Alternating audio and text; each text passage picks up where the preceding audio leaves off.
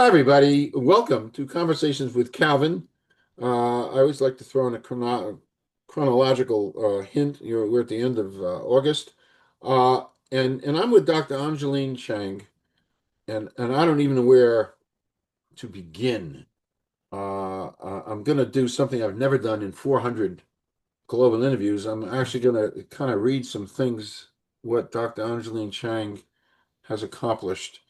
Right off the bat, she's the first female classical pianist to win a Grammy, off the charts. And I want everybody to know that right off the bat. And again, I just got to read this because there's no way this mind up here can remember all of this. She's performed worldwide, at the Kennedy Center, Kimmel Center in Philly, which I know about, the Lincoln Center, the Philharmonic Hall in Russia, South African Broadcasting, Shanghai, the Grand Theater in China.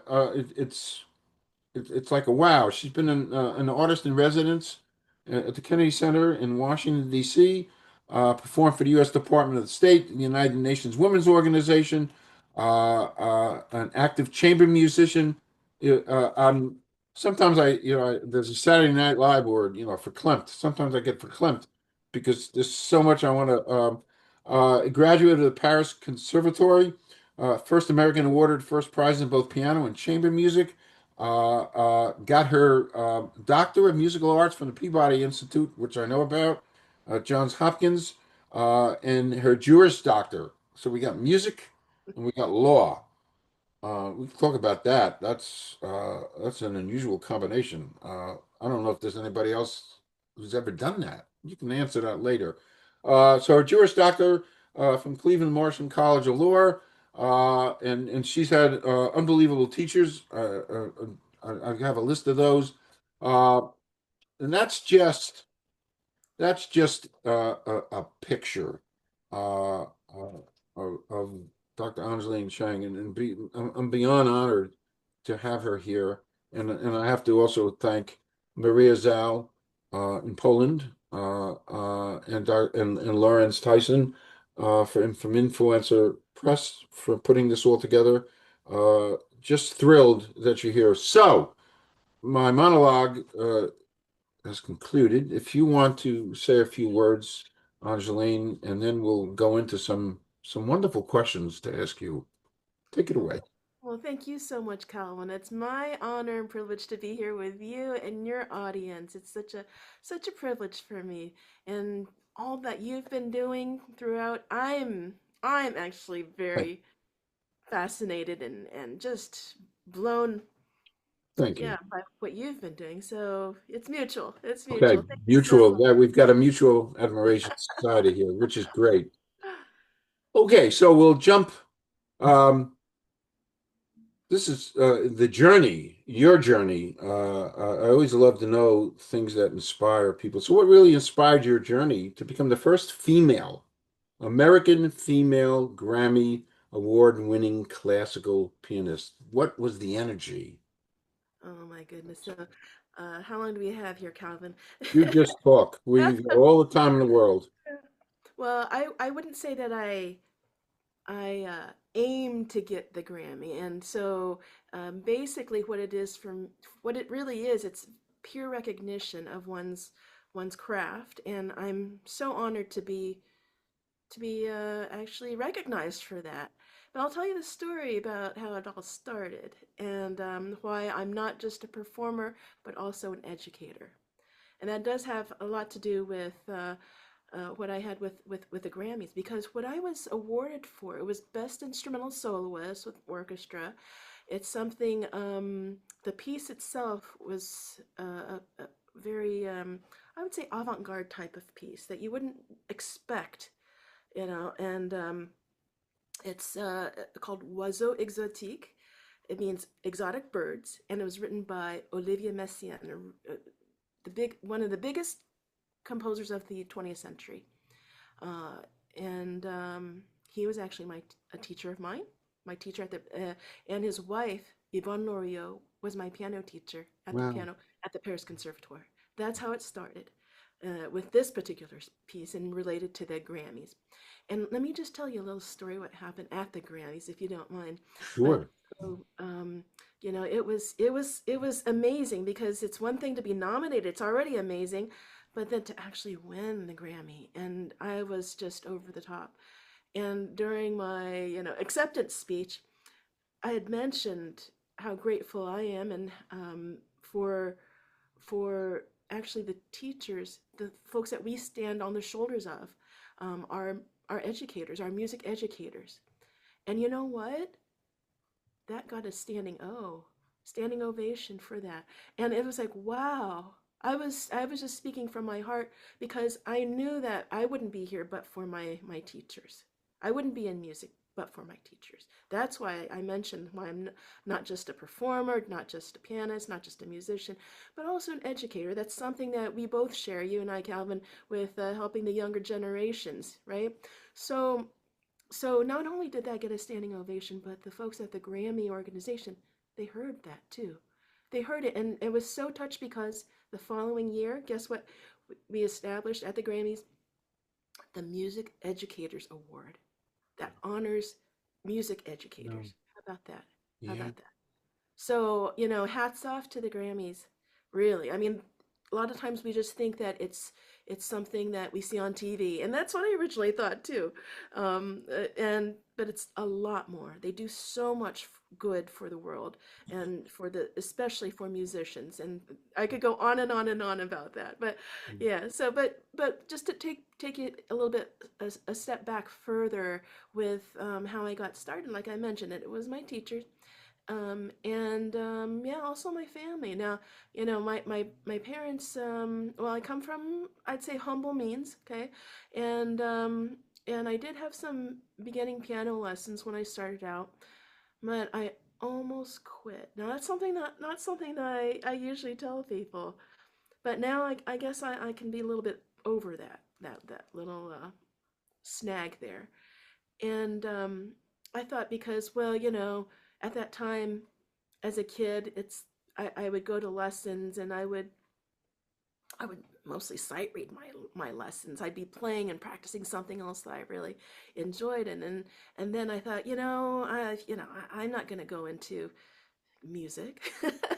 I'm going to become a musician, professional musician. No, really, actually, when I was a kid, since I was a little kid, I always wanted to become a doctor because I wanted to help people. I thought that's where I could really help people.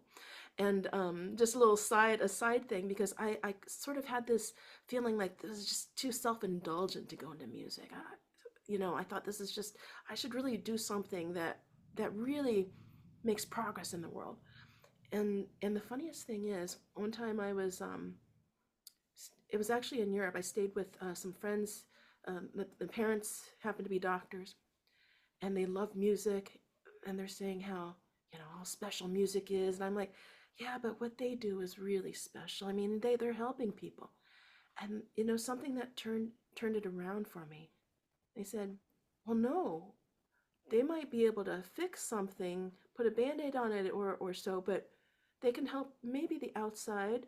But what I'm doing as a musician Inside. touches a place that they can't even get to. So we were talking, earlier about yeah, that spiritual element, meaning like, so I firmly believe that mind, body, spirit, holistically, what we do in music is very important. It's not separate. It, Yeah. it all influences each other. So even like the mind and gut type of connection, yeah, absolutely. People think, oh, they're two separate areas. How can it even relate? Well, it's one body, one body. So that's where I come from. And it's like after that, it's like, oh yeah, I can do something to really make a difference. This is not self-indulgent. This is something that can actually help people. So Wow. that's my perspective of how I got to music. But going back to how it all started and how I almost quit piano, but so I'm so thankful to my dad, my father. He actually took me to um, a piano recital, all classical piano recital with a concert pianist who happened to be teaching also at the university there, a local university. And so we went, and it was so amazing. I was flabbergasted by that. It was just amazing. And he said, "Would you like to study with this Wow. person?" I'm like, "Well, yeah, but I'm like, it's yeah, I would love to, but it doesn't, yeah, whatever, but that doesn't mean that I yeah. Anyway, so he did talk to the folks at the university, and just went to get wanted to get some feedback. Is this a path that I might even consider? Is it something that, and because he my parents knew that I love music. They never made me practice. It was purely, I started in school too. I played violin and was in orchestra and loved the teachers, and all my teachers I loved, but I just didn't see myself as a musician because I thought it was like, yeah, that's not something that's possible. And then so then it's like, so I had an audition, and we connected. The teacher connected and was like, yeah, and the rest is history in a sense, because yeah, I was the first child student. I was pretty young, but that professor had, and was active, performing concert pianist as well. And so for me, that turned things around for me, because it was, what connected was the classical music. It's not just playing tunes that like educators might think that, oh, children will resonate to. It was resonate with. I enjoyed those tunes, but it wasn't something that really fulfilled, I guess, my mind, because like when you do classical music, oh, there's so many different layers and things that you have to do that really fascinated me, and it was never something, and to this day, never something that ends. It's like there's always something that you can do. It's like looking at a piece of a gem, and you can look at it in so many different angles, or an art piece of artwork. It's like, oh, you look at it today and you see this, and tomorrow it's something else. And for me, music is very much like that. There you can, it's so, it changes so much, which is very, very difficult too, because today's performance is not like tomorrow's, and there's always something that one can improve, and not just improve, but another way of telling that story. And even I can imagine, when Calvin, with your experience in telling stories and all that, even though it might seem the same, it's never the same, is it? Yeah, yeah. So that's how it started. Okay. To make a short story long here. No, that's great. And I'm thinking, as I'm listening to you, somebody who is really a great music teacher, professor. So somebody saw something in you at such a young age, and that's the there's something intrinsic. There's some kind of magic. There's something. So somebody saw that in Hmm. you and kind of facilitated the beginning of that journey. Yeah, yeah. Yeah. And that to me is so amazing that people can see. It's funny. I look at my granddaughter, and she's 4 years old, and there's a little video that they shot the other day. 4 years old, she got up on a little fireplace and with a make-believe microphone started singing, Oh, so and sweet. and and and then ran down and got something that looked like confetti and threw it up. But I'm saying to myself, there's a spark there. We don't know where it goes. And the same thing with you. So somebody saw that and started to lead you down the journey, and it's kind of an oh wow. Um, Absolutely. we're gonna jump around Okay. I here. Yeah, I Let's was just gonna say 4 years old. jump Yeah, around. that's the age. Okay, Absolutely. so there's something I don't know anything about. It's called the Taubman approach, and Hmm. it helps pianists. And who knew from this? I didn't know from this. It helps pianists avoid injury, and it also helps to enhance performance. And you've done. And it eliminates pain and injury and stuff. So you teach this. Yes, I do. I So do. can you talk about this? I mean, I've never heard about it. Didn't know it existed. Yeah, yeah. And well, I'm not completely surprised. The reason is that for the longest time, it was like a hush hush thing Wow. for musicians and pianists. And I want to say longest time, meaning like I'm saying centuries now, that pianists would not want to admit that they had some sort of injuries, because that's your next gig, right? So, I mean, and there have been, if you look at biographies and different writings from pianists from centuries ago, I really mean that, like ranging from Chopin or Schumann or even before, they'll write things that give you a clue to like that, yeah, they've been injured. Like even the feelings in their hands, like not being able to play, or like Schumann. I don't know if you heard the story about how he tried to use a contraption to have independence with his fourth fingers, because a lot of times people try to lift their fingers really high for technique. They think that it will help develop independence without understanding the biomechanics of it, and he actually ruined his fourth finger and he injured himself. He couldn't play anymore.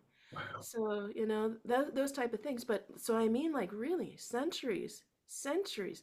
And so, Dorothy Taubman, this is who we're talking about. This is decades ago, that she found, I would say it would be like a side effect. It wasn't like she went to find, oh, how will I cure injured pianists from, so that they can play piano. She observed what was happening in order to make pianists play better. She taught kids too, and so she was able to make it simple. Wow. And she's over she was over in Brooklyn, um, and a lot of the students from Juilliard couldn't get through their programs, and went to her to get extra lessons on the side, and she helped them be able to play. And so Wow. it started with that, and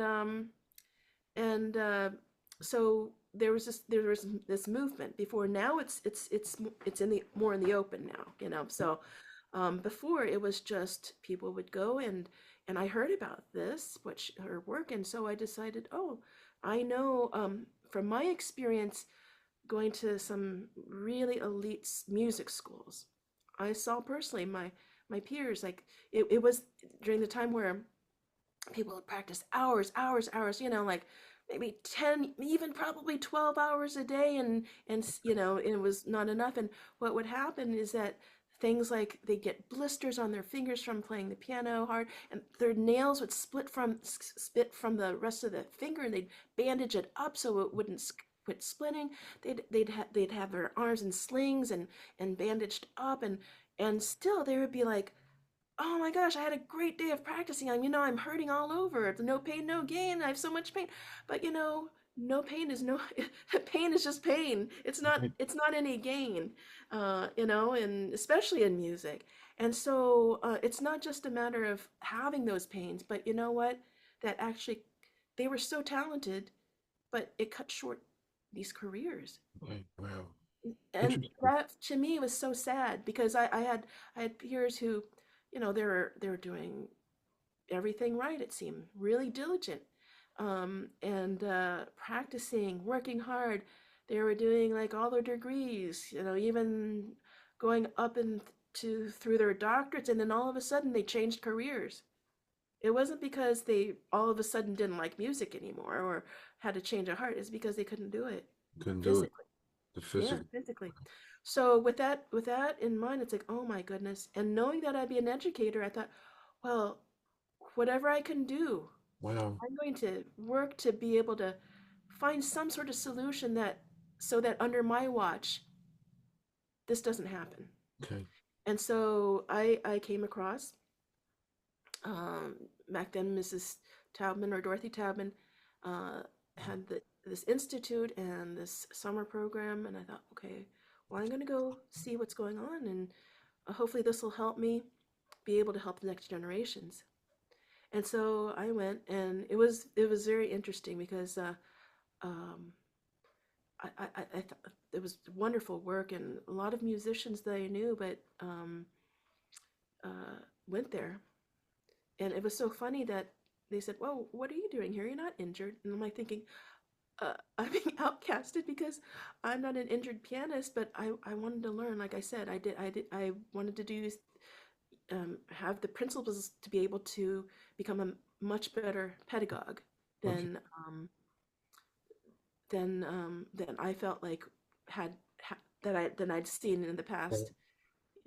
Because traditional, there's something great about tradition, but also sometimes it can be misconstrued sometimes, like even uh, um, well, I'll give you an example. So even somebody like Horowitz, for example, I don't know if you've heard of this Yeah, sure. amazing pianist, but for example, his octaves were so wonderful, and supposedly, people went to go study with him. It's like, oh yeah, maestro. So what is the story? Is like, oh, so what are you doing to play such fast octaves? I mean, knowing that how his piano was prepared is one thing, but nevertheless, it's like, okay, so he's looking at this and he's like, oh yeah, it's all in the wrist. It's all in the wrist. So basically, the student goes home and starts practicing and wrist, wrist, wrist, wrist. Well, it didn't quite work out because this looks like it might be the wrist, but look what's moving. It's not the wrist. The wrist is staying still, isn't it? So, sometimes what we see isn't what is actually there, right? So, little things like that. Yeah. So anyway, Dorothy Taubman, Mrs. Taubman, and I connected, and I played in a master class for her, and we really connected musically, actually. And she invited me to study with her. And at that time, it's like I thought, oh, again, here I am thinking, yeah, she probably says that to everyone, and it's really kind of her, really kind of her. But my first reaction should be, yes, of course I will. But it was, no, I'm not injured. I don't want to take somebody else's place who could really use it. And so I didn't, but I did like what was happening there. So I went again the next time. And she told me again, she's never invited anybody after playing a master class to study with her. I played for another master class again, and I thought she would forget me this next time, and she did. She asked me, well, why didn't I take her up on her offer? She never invited anybody like that, and and then finally I came to my senses. And it was the best thing ever because we really understood each other. I and I understood that what she was doing wasn't just to, let's say, cure pianists, but to enable for them to become artists. Right. Just And that was yeah. to And we increase really, the length of their careers, exactly, you to know, remove those obstacles. right, Exactly, right. I mean, like exactly. baseball players, get elbow surgery and increases the length of their careers. So this is a fixative type thing that increases the length of a career. Absolutely, but let me tell you something. You just mentioned elbow surgery. That for some athletes it might work out well, but for most pianists, something like surgery for carpal tunnel doesn't usually work out very well for Doesn't. musicians, unless maybe you're a singer. I've had some singer friends saying, "Oh yeah, it's great." It's like, yeah, but you're not really using your hands like a pianist would. So the techniques that and approach that I would use with pianists actually help them alleviate. Correct. And even though um, typically health care professionals will say that there's no cure for carpal tunnel surgery. You do all these different things ranging from, you rest, your ice, et cetera, et cetera. And last resort would be the surgery. And the thing is, even if you got the surgery, that does typically it'll just come back again. You know, Okay. sometimes it doesn't, but oftentimes it will. Don't expect it to be a cure-all. But using these retraining techniques, it make it so that carpal tunnel doesn't come back, or other types of ailments. Okay. Great. Yeah, yeah, yeah. Okay. Um, Moving along. So, how did your role as the Kennedy Center's first artist in residence shape your approach to arts advocacy? Mm, hmm. So when I was the first artist in residence at the Kennedy Center, and at that time, the Kennedy Center really wasn't a place that people would go to unless they had a high price ticket for a show. And so if you go, anytime before that, it would be kind of cold. and uninviting. It happened to me too. I would come in and just want to get a program of what's happening, and it's like, oh, may I help you? Are you getting a ticket? What it's like, I just want some information, and it's like, oh, out of there. So then what we did was experiment to bring some performance and education programs that would buffer before actual show times, let's say 8 o'clock, 7:30, 8 o'clock, and would be something that would bring in folks who normally wouldn't go to the Kennedy Center, because I don't know if you've ever been there, but it's sort of up a hill. It's a little hard it's not that hard to get to, but it can be. I mean, it's, with DC traffic and whatnot, but you have to kind of make an effort. It's not like you can just walk in 2 steps and you're there. But at the same time, it's people know where it is, and it's, etc. So we tried to experiment with different programs, different times, and landed on 6 p.m. That would be great to have performances before let's say high ticketed opera might happen. That would be something that ticket buyers would actually be able to enjoy, and not just stand around with nothing to do, enjoy. And then the folks who after a full day of work could avoid the rush hour traffic and enjoy. And it would be free for everybody, and so hence then we developed something called the Millennium Stage, and this is something I'm very proud of, because to this day it's still happening. So every day, 365 days of the year, you can go to the Kennedy Center and enjoy a free performance at that time. So yeah, Yeah. it's something that stayed. So I'm really happy about that, and it's really brought in all sorts of different people who enjoy the arts, or maybe their first time exploring it, and previously were afraid to even step foot inside, because it would seem prohibitive. So Right. Right. yeah, yeah. Interesting. Hmm. Um, I love this question, and I can't even fathom. So how do you balance your roles as a performer and an educator and a professor at law at Cleveland State and a professor of music? And I said this, I don't know if I said it before we went on air. I can't even process degrees in music, doctors in music and doctor in law. I don't know if that exists anywhere in America. Maybe not. So how do you balance all of this, Angeline? Oh, I should ask you the same question, Calvin, with all your different interests, but it's something similar, I think. You can tell me if you agree or not, but I think it's just about time, but it's about heart. It's about pursuing your interest in seeing where it goes. It's something that can be an unexpected too. I didn't set out to be a lawyer, but that's something that happened. I really, I thought it, I've told my students that it's important for you to learn things outside of music, and I believe in practicing what I preach. So I thought, there's something very important, and uh, law. That's something very important, especially in our country here. Mm. And so I took some classes, and it snowballed. And basically, to take law classes, you have to do the LSATs and be admitted and all that, because it's not like you can just walk in. They have these ABA requirements. So Yeah. I thought, well, okay, let me just go ahead and do that. But it snowballed. I just loved it, and we have such a wonderful, truly wonderful College of Law in Cleveland. It's amazing, just great people.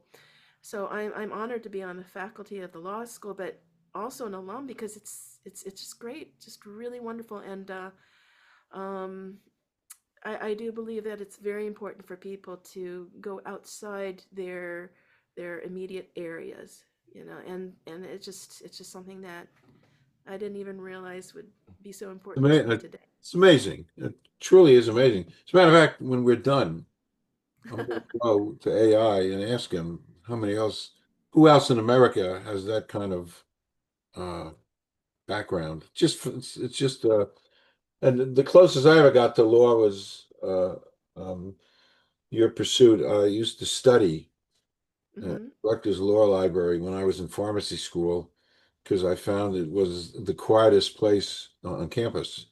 Nobody made any kind of noise. So in the late 60s, I used to study. Uh, Pharmacy school was 2 miles away, and I used to study in the law library. And unbeknownst to me, there was a new professor there teaching right down the hall from where I was studying. Her name was Ruth Bader Ginsburg, Uh-huh. Yep, yep. and she that launched her whole career. You know, Mm-hmm. she couldn't get a job. She couldn't get a job from Harvard and Columbia Law. She couldn't get a job because mostly she was a woman. Yeah. And back in those days, so Rutgers hired her to teach, and boom, boom, boom. Okay, moving on. Um, I like this too. I love these questions because they're so interesting. So, what kind of insights did you get, um, and you gained from working, and you work with institutions like the Curtis Institute, and the Central Conservatory of Music, in Beijing? I mean, this incredible stuff. So, what kind of insights did you get from those special places?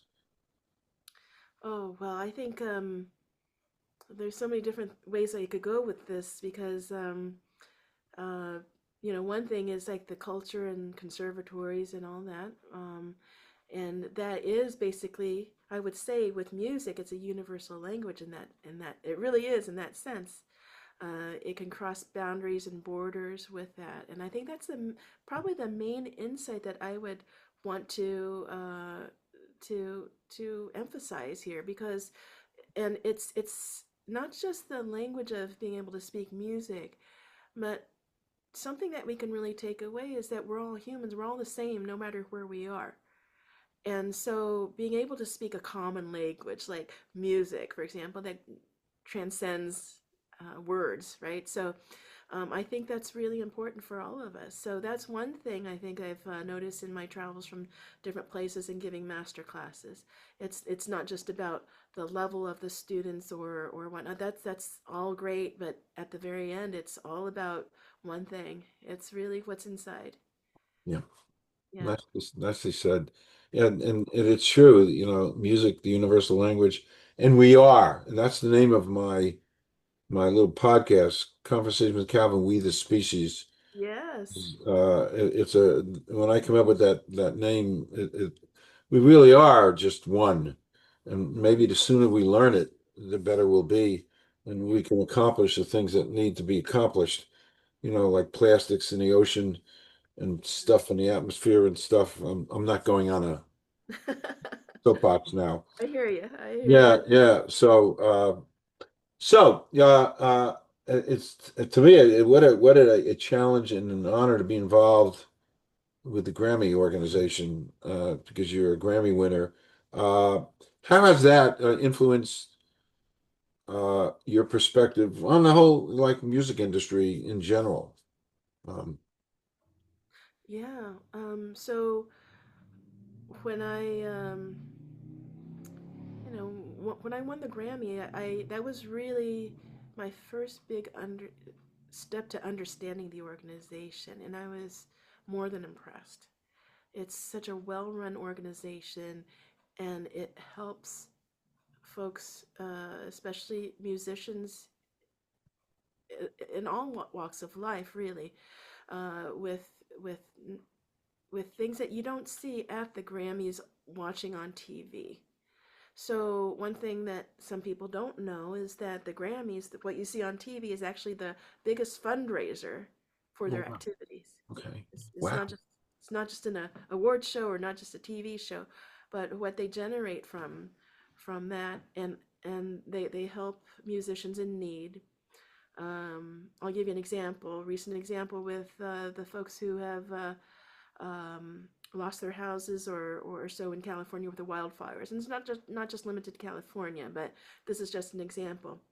A lot of times we think, okay, well, insurance might take care of this or other basic needs and whatnot. We don't often think about the instruments that musicians may have lost, Yes. the other things music related that really affects actually their soul. Absolutely, yeah.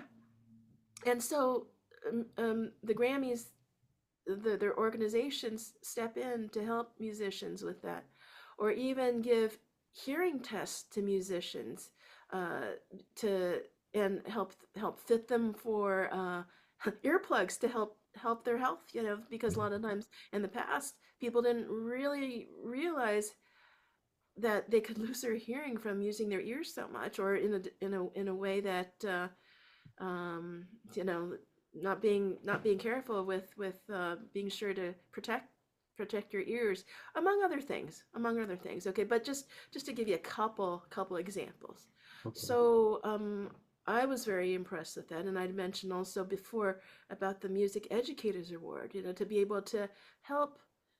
So not only does the music educator uh, awardee get a prize. Actually, they get more than I got monetarily. Than you know, I got a nice trophy, but they actually get a monetary award. And there's a monetary award for the school, because a lot of schools, um, the programs don't have much of a budget, and it's amazing to see what educators have sacrificed or just did just because it needed to be done to keep music and just to keep education for the next generations. And we're Right. talking about like even K through 12, you know. So it's just it's so a lot of amazing things that the organization does, and it's just And, so well run. I could and, just go on. you know what? I watch the Grammys, and who has any idea that it goes beyond the Mm, depth of that?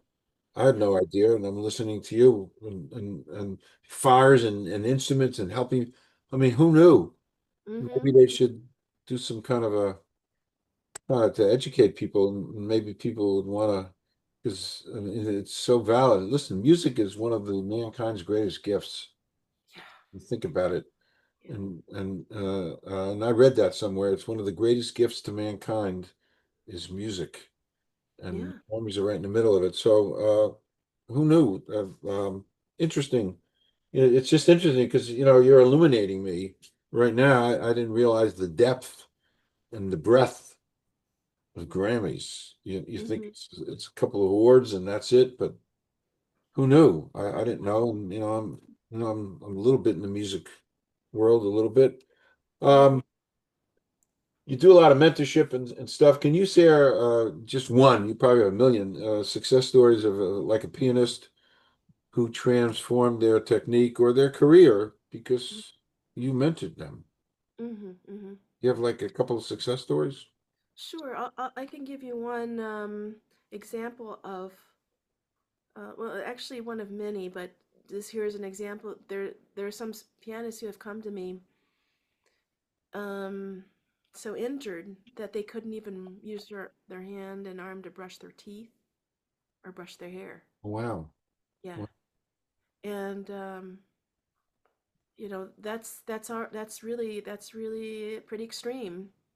But what they really had in their heart is to be able to express themselves through music on the piano, and not be able to use your hands to not just not do anything Wow. and transform that because they had so much pain they couldn't function into being able to play concerts again. And so I can't really give you the names, but you get the idea Yeah, that sure. these things are possible. And I think it's very important for people to know that it's sometimes people think, oh, I'm just not talented, I just don't, it's not for me. But if it's something, there's a calling that you want to do it, there is a way. Maybe it's just a matter of finding the right person to be able to help you along and help you in that direction, or quit doing this. That what they say about Einstein, or the definition to insanity, right? Doing the same thing over and over again and expecting a different result. Just pivot. Sometimes the pivot just takes just a tiny bit, meaning that if you go this direction, yeah, that's great, but you know if you just pivot just slightly, it looks like not much, but in the end, you're going a totally different direction, right? So going straight or just pivot right now, just a couple degrees Okay.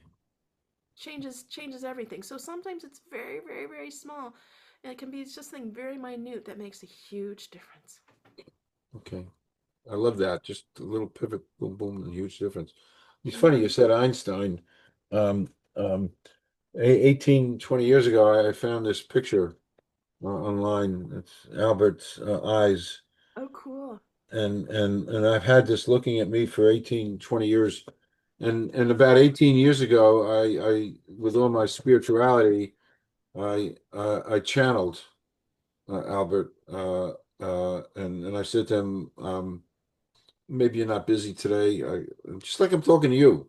Maybe you're not busy today, and I'm reaching out. I don't know how many people reach out to you because I don't know how many people are crazy enough to want to channel you. But I do not want to know about relativity. Don't even bother.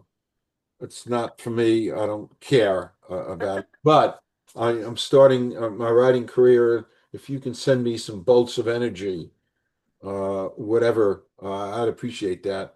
And I did that a few times.